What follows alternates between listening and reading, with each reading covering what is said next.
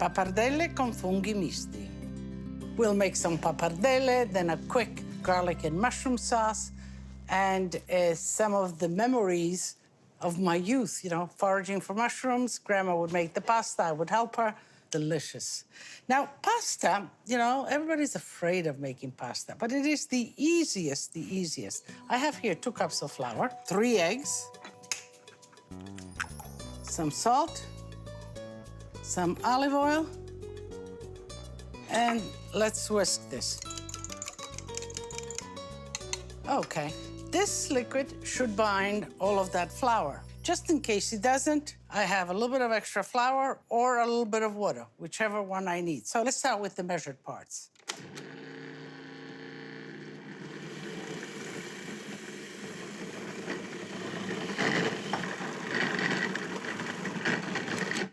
And in making pasta, what should happen is that the pasta should gather around the bowl. It's a little sticky, but I can put a little flour there, or I can put a little flour here, just a little bit, not too much, because then you'll need to put some water. And you try to just balance the dough so it's a nice, soft dough, wraps into itself. The dough all collects.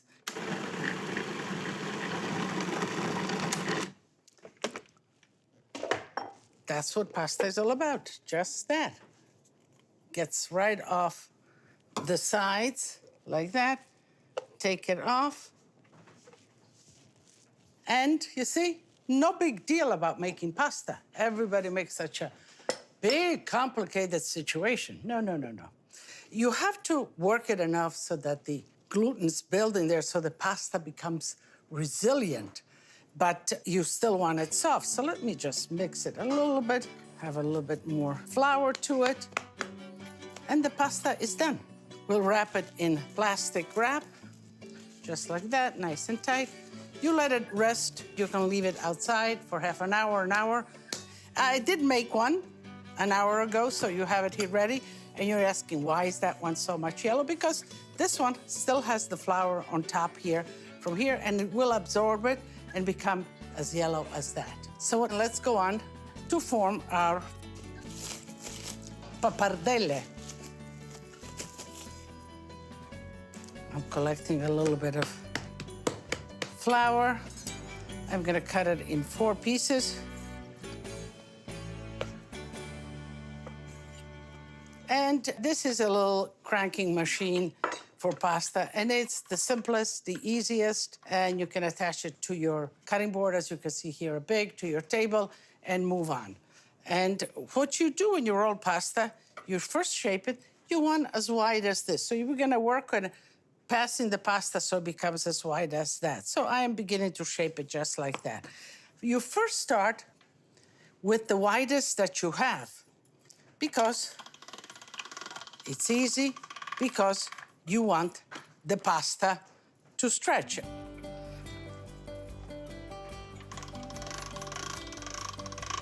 Okay. So now I'm gonna tighten it up. From 0, it goes all the way up to 8, 9. And I'm gonna do 3 intervals. The widest, next one, and then ultimately the size of the pappardelle that I would like. So I have it now at 3. We started at 0, and we go in the same direction. So now I'm changing the size from 3 to 6. You don't want it too thin or too long, because pappardelle also is a nice thin pasta, and if you have them too long, they do stick together. You know, when I was small and making pasta with Grandma, we didn't have any cranking machine.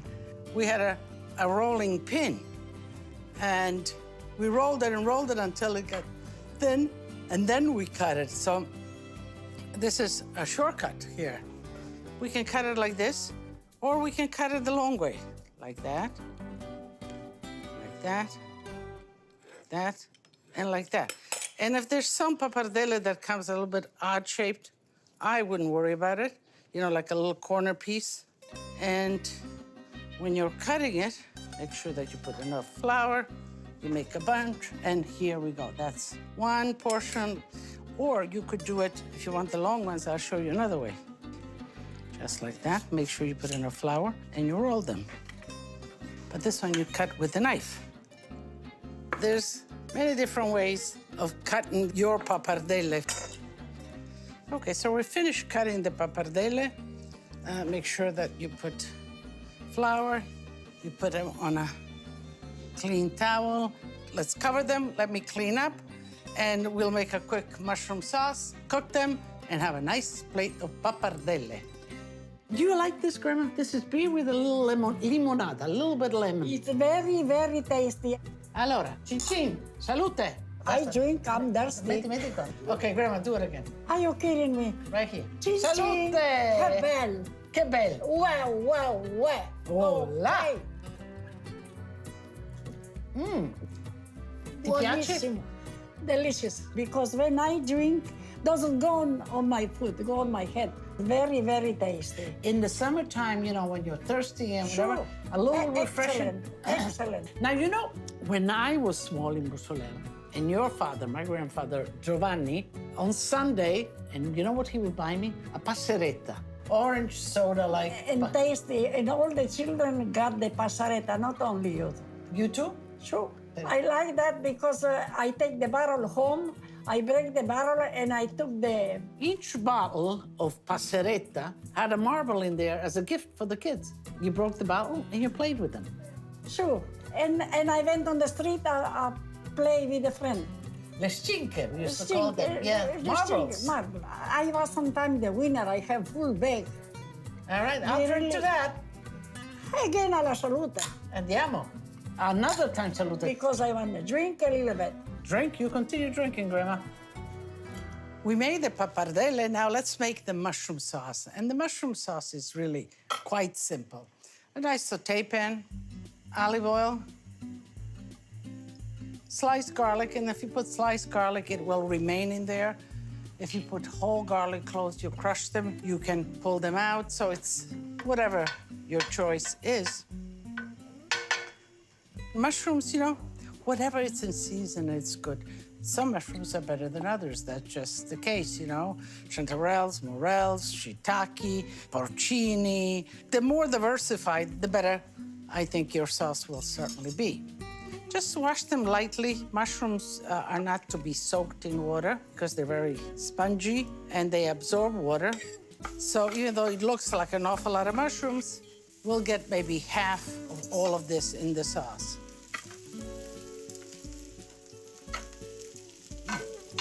Put some salt. And I'm just gonna put a little bit of stock to let the mushrooms begin to cook.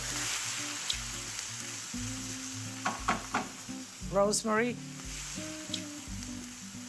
I'm gonna put a little bit of peperoncino. I like the spiciness, the cleanness of peperoncino itself. And we'll let that simmer away. And mushrooms today, you know, there's still people that forage for mushrooms. As a young girl, I used to go forage for mushroom all the time. So I would always go to my great aunt, Santa Maria. And she told me, when you pick up your mushrooms, you cut the mushrooms at the stem close to the earth, and you leave the stem in the earth so that the next mushrooms will come in the same place. You can't forget those things. Nature, you need to aid it and help it and respect it most of all. So here the mushrooms are really nice. I'll add the rest of the broth in. I'll put the butter in now, and that will make the sauce. And now we're ready to put the pasta in the water. Very good. Let's make sure that we untie it all. Don't throw the whole lump in there because it will stick. And these, especially fresh pasta, take a minute to cook. Let me just give it a mix. I'm looking at the sauce.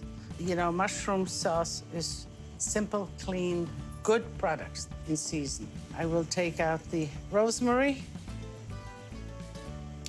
And fresh pasta like this, especially, it needs one good boil, and it is ready. It still has a lot of body, and if there's a little bit of pasta water, it's okay because I use that anyway. As I'm putting it in, I'm gonna mix it just so it doesn't stick. And lots of parsley. Lots of parsley.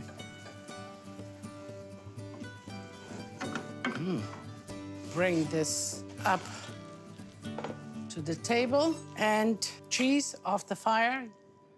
And in its simplicity, this is one of the most delicious dishes. I love this dish. Now I'm gonna plate it. Pasta, always try to put it in the middle. You wanna put the pasta, but then you wanna put the mushrooms on top of that, just like that. And, you know, flakes of cheese. And you do this with the potato peeler. The cheese will melt in there, and it will be delicious. And then my little plate. Ah, but a little plate can hold a lot. Some mushrooms, of course, I want. And let me grate some cheese on top. Let me taste. So you see, the pappardelle is big and it's long, so cutting it short is not a bad idea. Let me taste.